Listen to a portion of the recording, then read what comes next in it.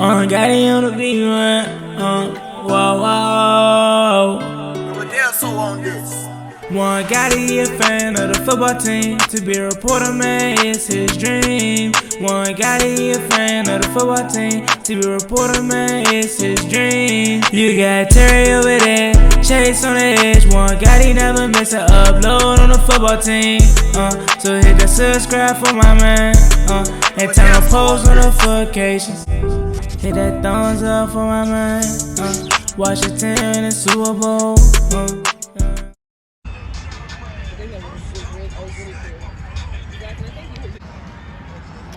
Really likes this song.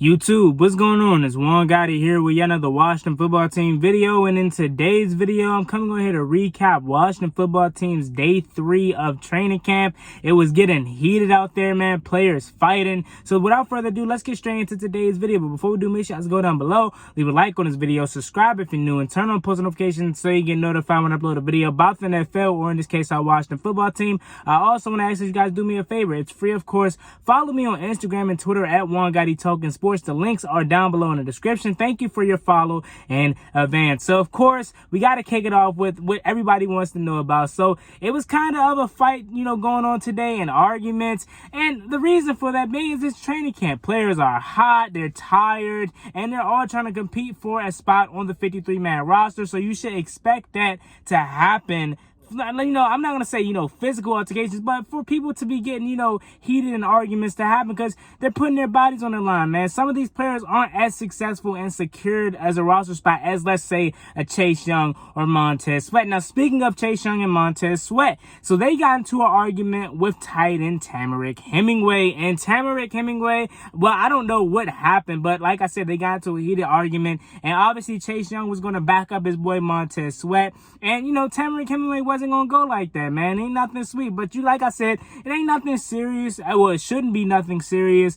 Just, guys going back and forth, competitiveness, man. So it's nothing to worry about. But I mean, like I said, these players, especially like a Tamarick Hemingway, he's fighting his heart out because he isn't as secured as a Chase Young and Montez Sweat. Now, a lot of people are making jokes and saying, hey, if I'm Tamarick Hemingway, I'll be tired too if I got to block Montez Sweat and Chase Young all in practice. And then the very next play after that, Montez Sweat made a play, and I believe it would have been a sack in the real game, and he taunted the offensive sideline. And then we got even more drama where you have Sammis Reyes, getting hyped for Tyler Heineke that had a huge run, and he started taunting the defensive sideline, and then Cole Holcomb actually punched Sammis Reyes in the face per reporters. And then Sammis Reyes said that ain't nothing, but he obviously cursed, you know what I'm saying, but I got to keep it PG.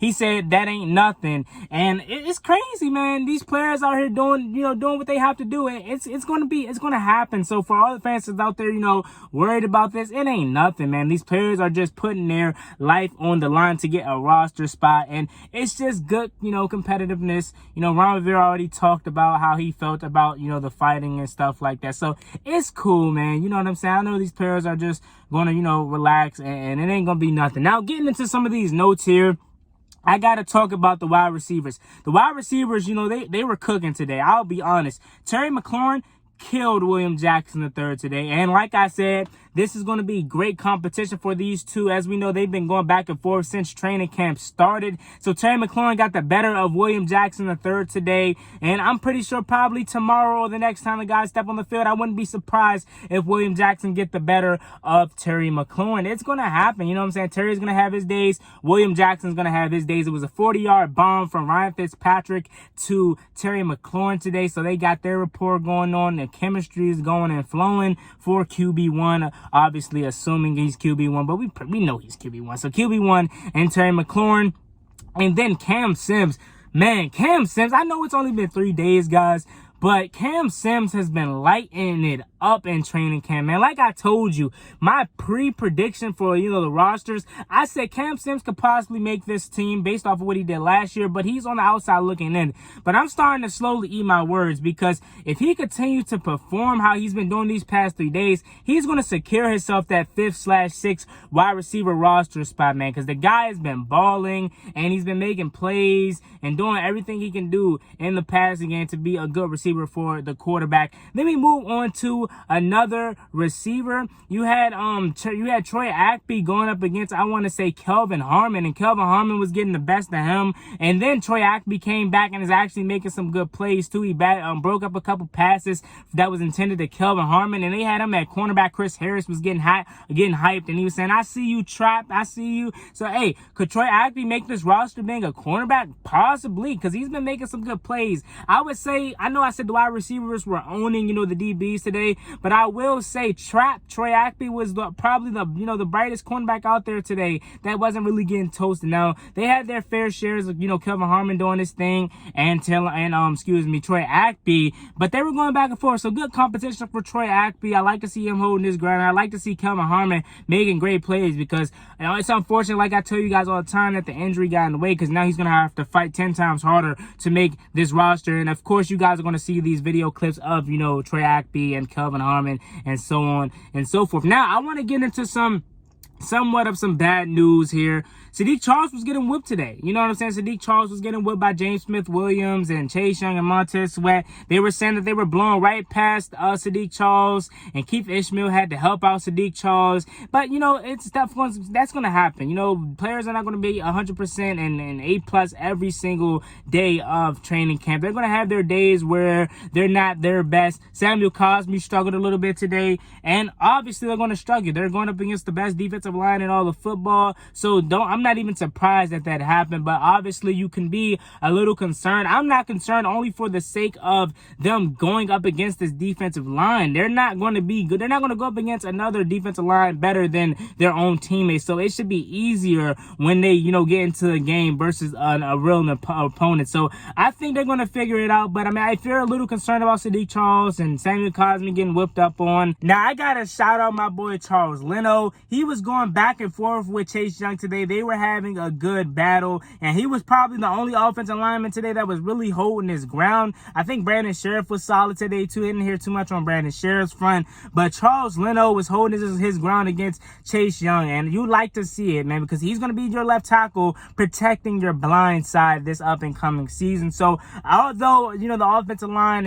and was taking a beating today, he was the only guy that was really holding his own when it comes to trying to stop Chase Young and Montez Sweat. In other news, obviously, as we know, the two starting safeties to kick off training camp was Landon Collins at strong and Cameron Curl at free safety. And also, Landon Collins talked about how he came back from the torn Achilles in 7 months instead of the 9 to 12 months that the doctors, said it was going to take him to come back from. So that's good that Landon Collins is back, and he's actually having a productive camp. I'm hoping and praying that he can finally live up to that contract, because the time is ticking for Landon Collins to live up to that $85 million contract. Also, you have Benjamin St-Juste getting a lot of work outside and Kendall Fuller in the slot. As you guys know, this is what I predicted to be our cornerback, our starting guys. I had Kendall Fuller in the slot, William Jackson, obviously CB1 on the outside, and Benjamin St-Juste CB2 on the outside. And where Kendall Fuller is going to thrive. Yes, Kendall Fuller can play the outside, but we know his bread and butter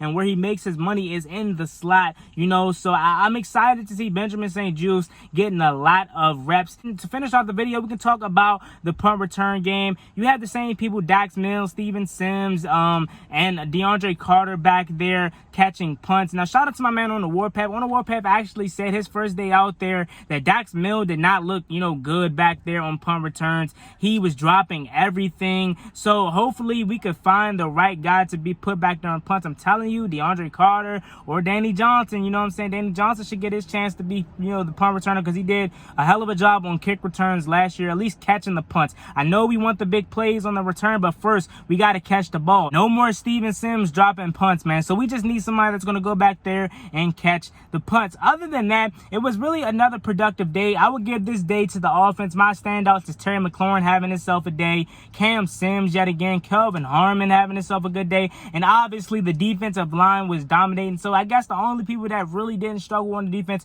was obviously the defensive line. And should that come to no surprise? No, it shouldn't. These guys are going to be the best defensive line in all of football. Montez Sweat, Chase Young making easy work of David Sharp, Samuel Cosme. So like I said, this defensive line dominated, man. And other than that, I'll give this day to the offense. So a heated day in the books for the guys, and they should be back on the practice foot, I believe, tomorrow. If not tomorrow, I think it's going to be Monday. I'm not sure of it right now. But to finish off this video once again, I want to give you guys a injury update. So Cam Sims did get a little bit banged up. We thought it was serious, but he's fine. He had his knee wrapped, and he probably won't practice tomorrow. If it is practice tomorrow, he'll probably be out there, Monday or Tuesday. They want to take it slow with him, obviously, just to make sure he is 100% healthy. And when you look at Ricky Seals-Jones, he has a left knee contusion, so it's not as serious as we thought it was possibly, but he's going to be out for a couple days, just for precautionary reasons. So yeah, man, it's been your boy Juan Gotti. I just want to come on here quickly to talk about training camp day 3. Let me know what you guys think about this video down below,